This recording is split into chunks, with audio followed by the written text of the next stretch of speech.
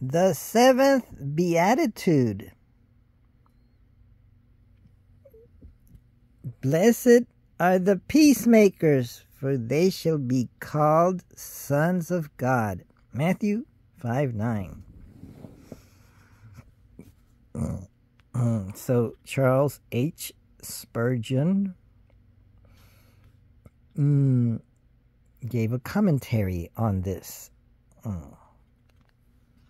See how many pages is it? Oh, good. It's only one.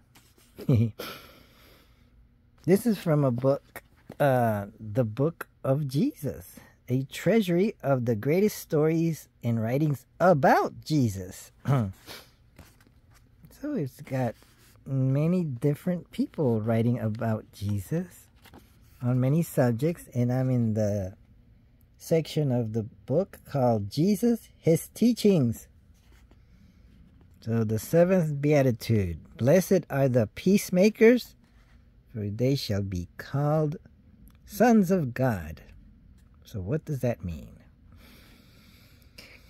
So this is the seventh Beatitude, and 7 was the number of perfection among the Hebrews. Perhaps the Savior placed the peacemakers 7th on the list, because the peacemaker most closely resembles the perfect man, Jesus Christ. Christ Jesus. If you want perfect blessedness, so far as it can be enjoyed on earth, become a peacemaker. There is a significance in the position of this text. The verse which precedes it speaks of the blessedness of the pure in heart, for they shall see God. It is well to understand that our wisdom is to be first pure, then peaceful. James 3:17. Our peace is never to be a compact with sin or toleration with evil.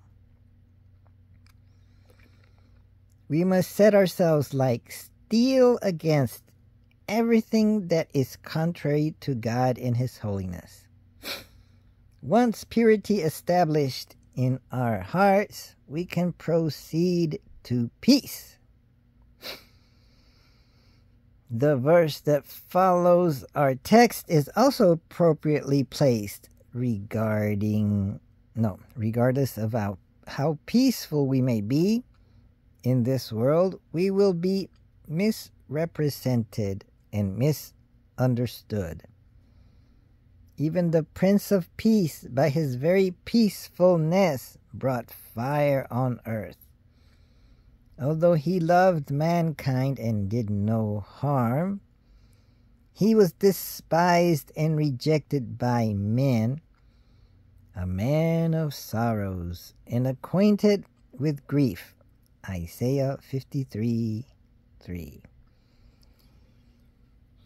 Peaceful one, don't be surprised when you meet with enemies, for the Beatitudes continue with, blessed are those who are persecuted for their righteousness' sake, for theirs is the kingdom of heaven.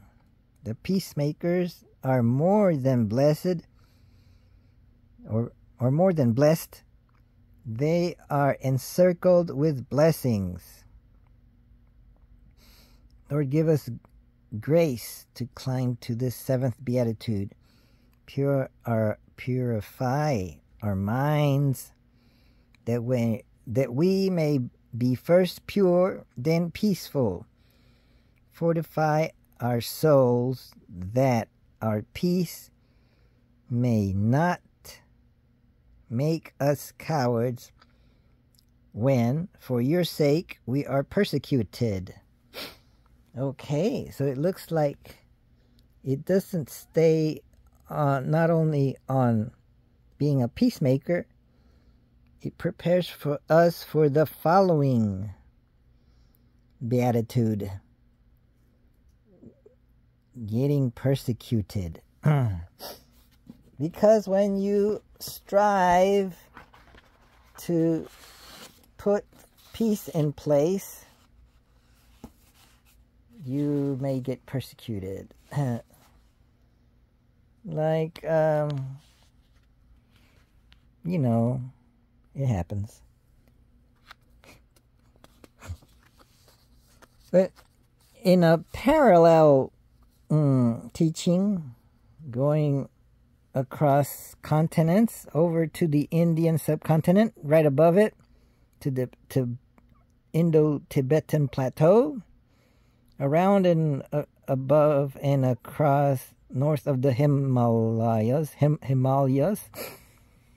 that mountain range, that structure that was formed by the Indian subcontinent sliding underneath Central Asia. And so people living in and around there were attracted to Buddhism, and the king of Tibet, well, one of them, when it became sort of an empire, at least one of them, maybe several of them did. They wanted to bring Buddhism from India into Tibet, and so they recruited a teacher. Well, there were several. There was Guru Padmasambhava. There was a Samantabhadra? No. Shankarashita? No. There's another one that placed monasteries in Tibet. And later on there was Atisha in the, was it around the 10th century or 11th, that he got recruited, and he brought what would become the Lam Rim, the teachings of the Buddha, but presented in a graduated way. broken down, extracted, so you get an overall view. So in that view, there includes practices. They're kind of advanced, that involve training of the mind. And within those practices, there is the practice of becoming a peacemaker. But in this case, it's mostly becoming peaceful. Working on, well, this too, because in this sermon by Charles H. Spurgeon, he does say, the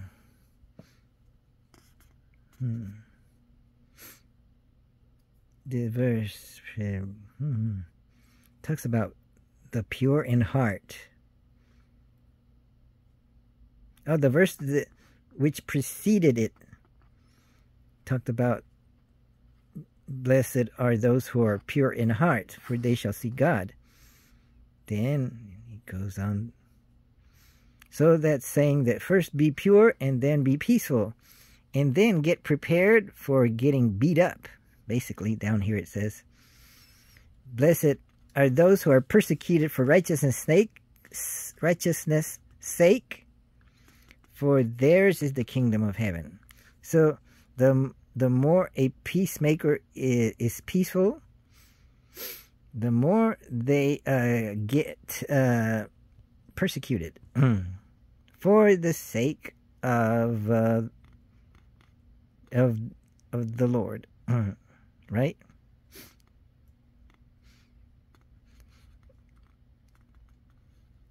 And then he ends by saying, Lord, give us grace to climb to the 7th Beatitude.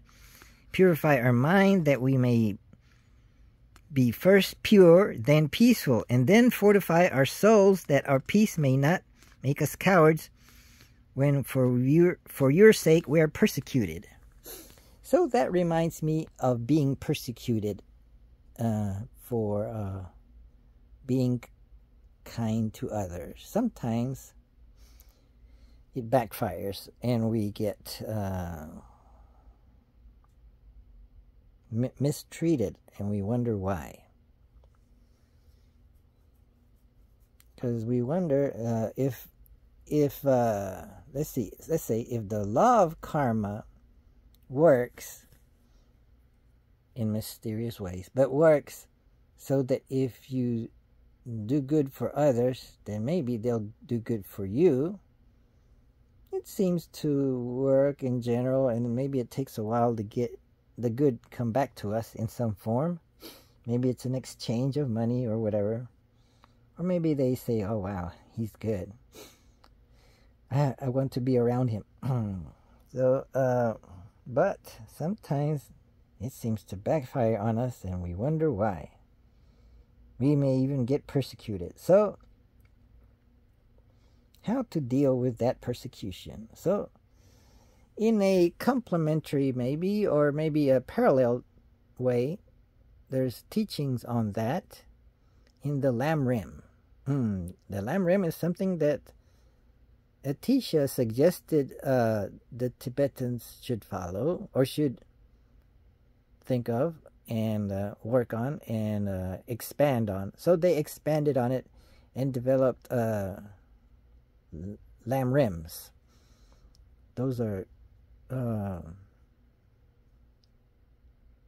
maybe they're like user's guides to the Buddhist path, but they're expanded on trying to cover all the topics of Buddhism in a certain sequence that gives it like a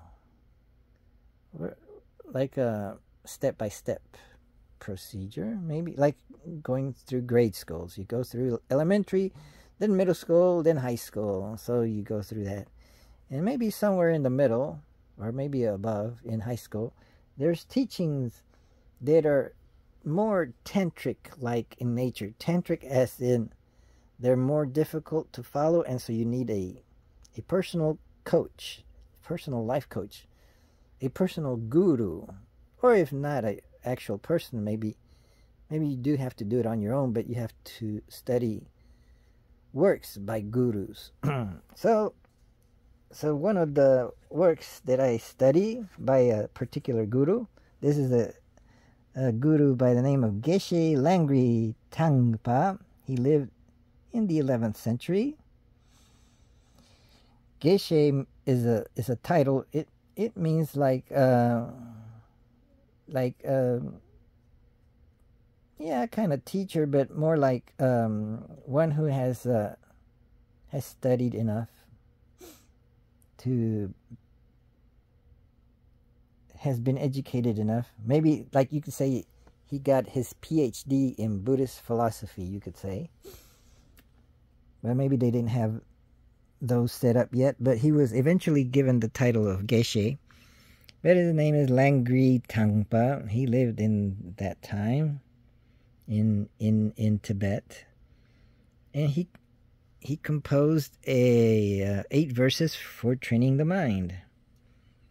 8 verses for training the mind. So it's it covers what's called mind training pretty good. It's Mahayana, as in the greater vehicle of Buddhism.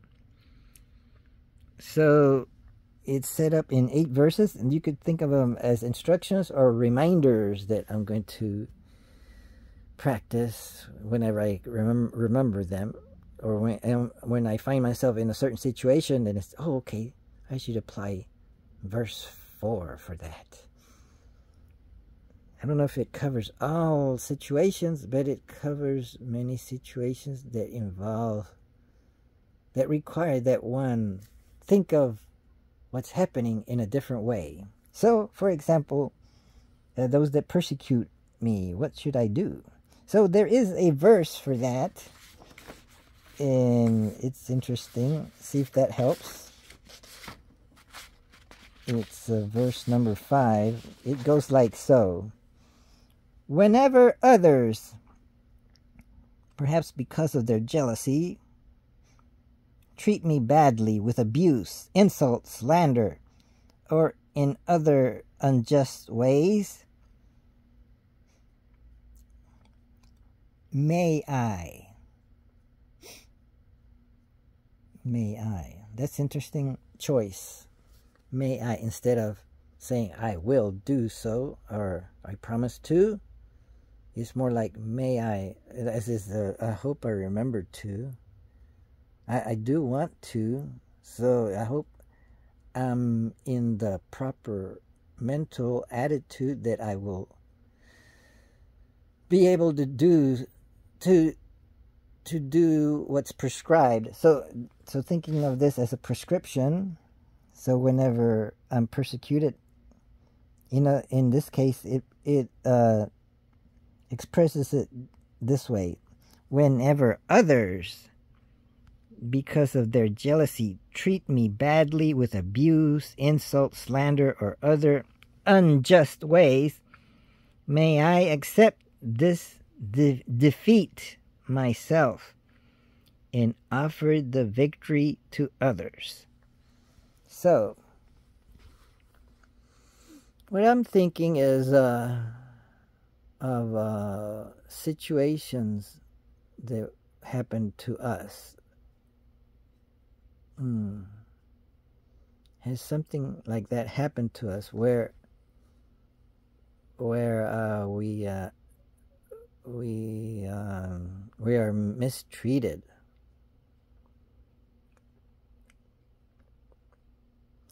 Well, I don't know if this is quite like it, but because I don't think they intentionally mistreated me. I did something and it turned out harming me somewhat financially and just frustrating me, and I just wish it hadn't happened, and so I've thought of, I should sue them or something, or demand them, take them to small claims courts or whatever to get back on them. But in this case, if I were to apply this, I should accept the defeat myself. I should accept what happened to me, and then I should offer the victory to others. I should applaud them and say, it's your victory. I don't know how can I offer them the victory. I guess I could say, well done. I don't know if I were to do that, would that teach them a lesson to maybe not do that to others? Have they recognized their fault, or would they even think that it was their fault? Maybe they could come back and argue and say, no, that's not our responsibility. It was your fault for thinking this way.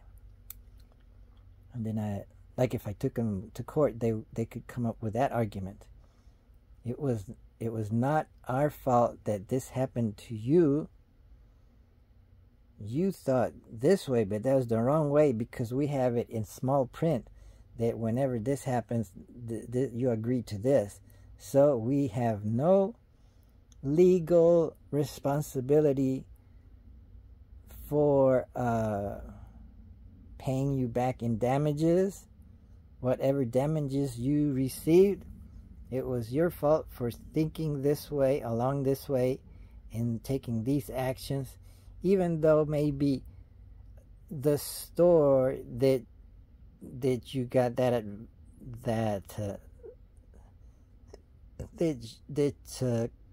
you imagine caused your hardship. It was your fault for going along with that store, and so you don't have a case, they could say. So it's possible that I don't have a case. So, but if I continue to have a feeling that I was wronged, then it would only harm me. It would only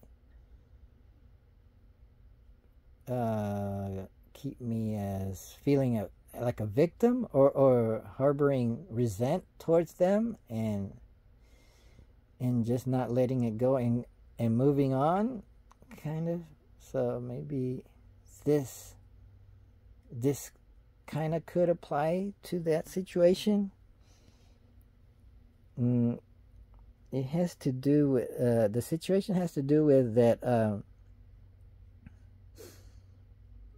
I changed service providers, mobile phone service providers, and so in the process there were a lot of complications and things that I wanted to do that weren't done, and so I wanted to make some changes, and then there was I had several lines, and there was one line that hadn't been completed, and somehow they couldn't find that line in their records.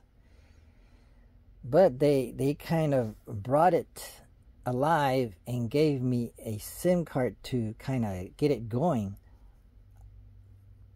The only problem with it was that the phone already was issued a SIM card. So all I had to do was insert it and process it, and it would have done the same thing. But instead, they gave me a SIM card and then they activated it. So there's the problem. They activated the SIM card before having the phone available to insert it. So when you activate the SIM card and you're going from one mobile service provider to another, so you're in the new service provider, they activate a SIM card and the phone is far away from you, and it's being used by a friend of mine. So that friend was suddenly, well, maybe it took a half an hour,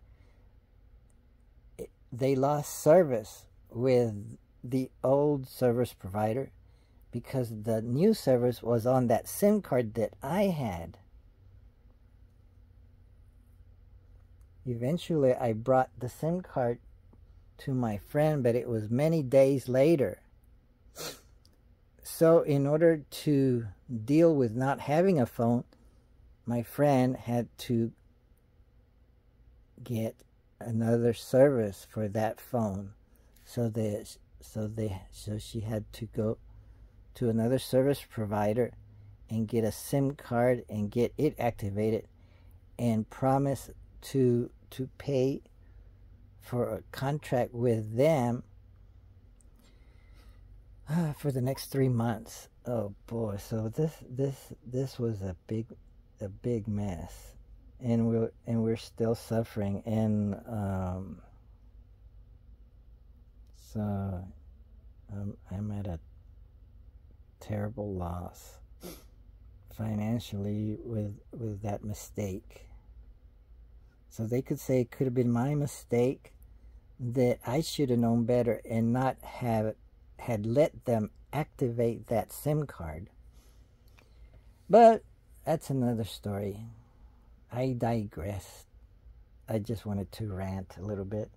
But the point is that in this fifth verse, whenever others, because of their jealousy, well, they weren't jealous. They didn't do it out of jealousy. They just made a mistake. I could grant them that. Because of their jealousy. Treat me badly with abuse. They didn't really treat me badly. It just turned out bad for me. Insult, slander, or in other unjust ways, or in other unjust ways, may I accept this defeat myself and offer the victory to others.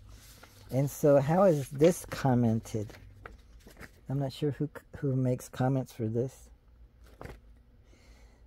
Oh, it's trying to find the name of the person that did this commentary. So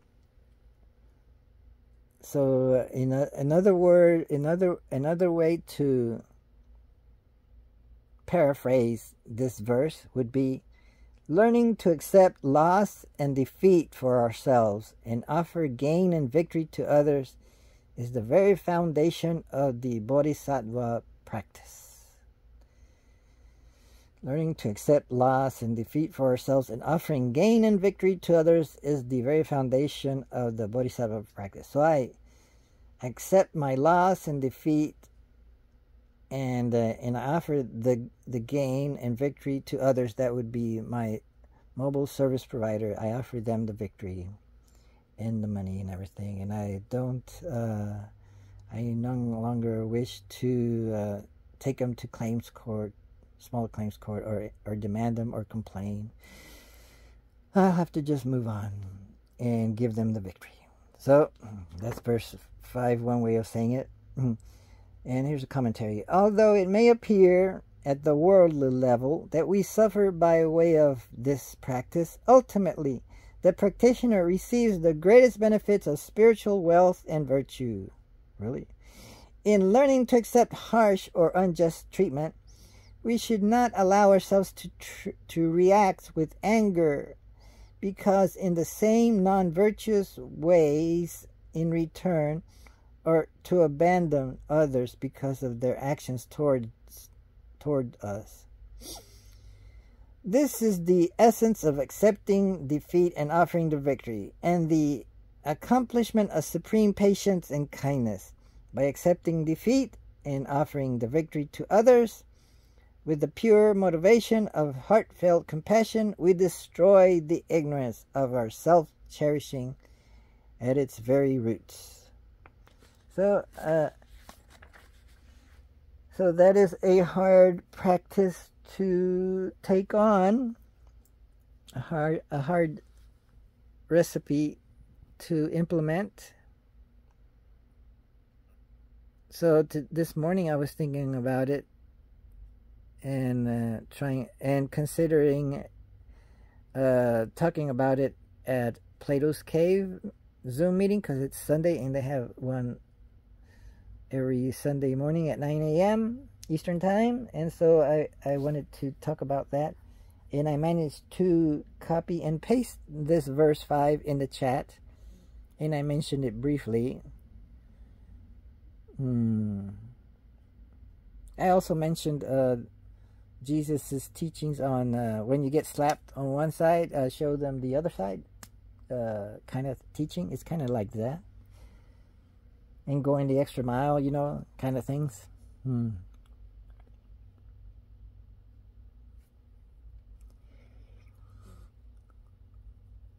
I didn't get to talk too much about it, but I wanted to talk about it, and maybe there's better commentary on it than what I have here. I could look it up, pull one up, but I'll talk about it some other time.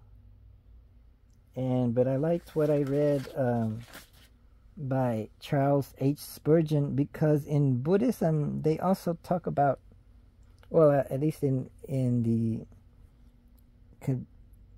New Kadampa tradition, the way they express things, they talk a lot about purifying our minds. So it's interesting that he says, Lord, give us grace to climb to this seventh beatitude. And grace is an interesting word, choice of words in Buddhism. The equivalent might be blessings, and another word that's interesting that could be used instead would be inspirations. So let's read it that way. Lord, give us inspiration to climb to this seventh beatitude. Purify our minds. There's the word purify again. And our minds. It's interesting that he uses the word minds instead of our mind. Minds. That's also interesting that we don't merely have a mind. We have minds. Our minds. Like our mind of anger. Our mind of jealousy. Our mind of this or that. So we have kind of, you could say delusional minds. And then we have pure minds, or minds of compassion, minds of love, minds of altruism, minds of benefiting, minds towards benefiting others. Bodhicitta is minds that want to benefit others for our own benefit, so that we may become Buddhas. But also, by becoming Buddhas, we benefit others even more. So maybe it's like a back and forth. What is it? Recursive, or maybe it's complementary, or maybe it's they feed back on each other and they grow that way. Yes, purify our minds so that we may be first pure, then peaceful. Yep, that's what it says. Doesn't it? The bottom. Lord, give us grace to climb to this seventh beatitude. Purify our minds that we may be first pure, then peaceful. Fortify our souls that our peace may not make us cowards when for your sake we are persecuted. So yeah, that there is difference between the verse 5 of the 8 verses of training the mind. Is it 8 verses of training the mind? No, it's 8 verses for training the mind, right? Or how did they express it? Yes, 8 verses for training the mind by Langri Tangpa. So they are, this 5th verse is not quite the same as this this verse. I think it would be what? It would be Matthew 10. Would go like, blessed are those who are persecuted for righteousness' sake, for theirs is the kingdom of heaven. It's not quite like verse 5 of the 8 verses for training the mind by Geshe Langri Tangpa. It's not quite like that. That one which goes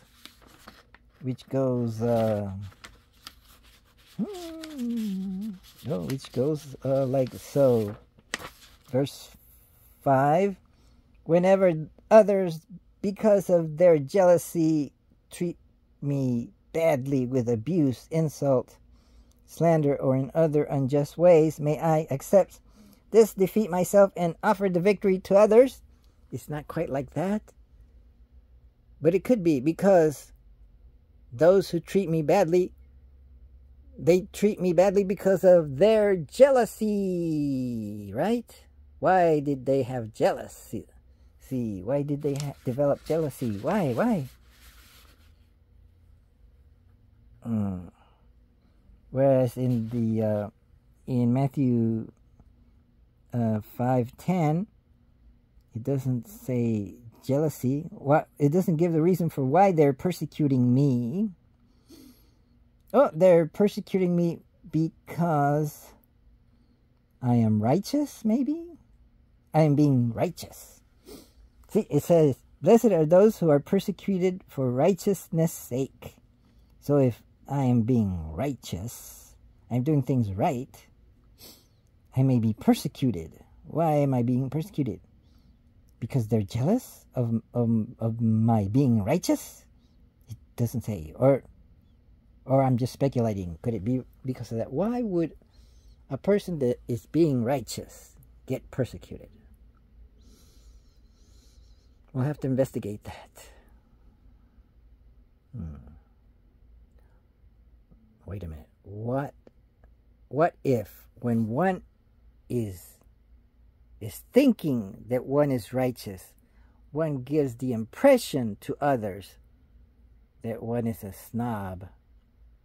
One doesn't imagine that one could be giving off vibrations of righteousness. Vibrations that say, I'm awesome because I'm doing things for righteousness' sake. And maybe I'm so gung-ho about doing things the right way that it bothers others. So maybe it's not because they're jealous of what you're doing. It's because you are annoying them for doing things the right way. There's something to think about. But anyway, however it happens, in the end, we're getting persecuted or we're being treated badly. So what do? In the Buddhist Bodhisattva way, we say, okay, you win. Go ahead. Continue. I give you the victory. There. I give it all to you. I don't know if you can say continue, but I accept the defeat. Okay, you won. Okay. Like if you're in an argument and you say, okay, you won, even though I imagine or I've come to my own conclusion, my opinion, that my way of thinking was the correct way, and you have your way of thinking, I will say you won. I will stop this debate and say you have won the debate. I give you the victory. You're the winner. Yay! Yay! Hold his hands up and say you've won. So that's how maybe I would apply this verse 5. And then, but Matthew 5:10 doesn't say what you're supposed to do. Give them the victory and claim that I have been defeated. What it says is that you're just blessed. You're just blessed because you're going to get what's coming to you, the kingdom of heaven.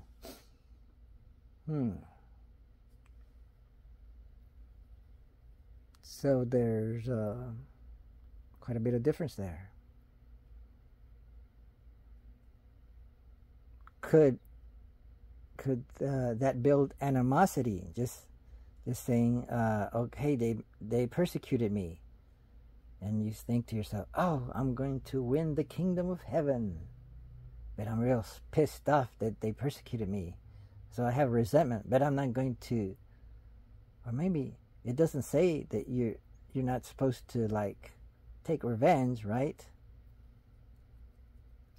You could still receive persecution and then hit back, but still feel like, oh, I'm going to win the kingdom of heaven because I've been persecuted, but I'll still hit back at them. An eye for an eye, more like an arm or a leg for an eye. Go beyond the exchange. And still feel good that you got persecuted. All right, I got persecuted. All right, I'm going to get the kingdom of heaven. All right. That's enough of my ruminations and meditations on these parallel verses, kind of. Comparing and contrasting religions. paths. I could call them paths. Okay, so thank you very much. Whatever benefit I got, I dedicate it to those have been.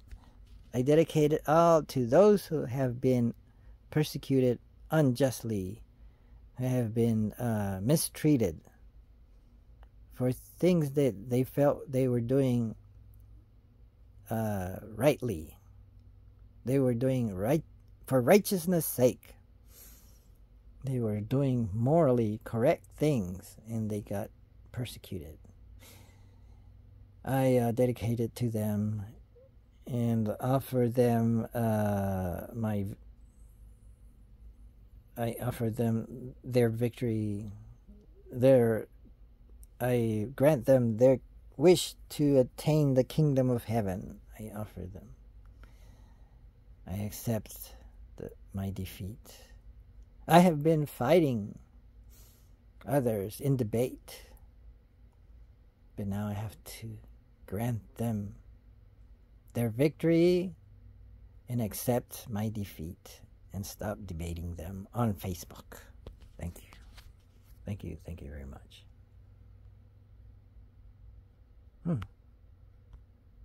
Oh, how do you stop?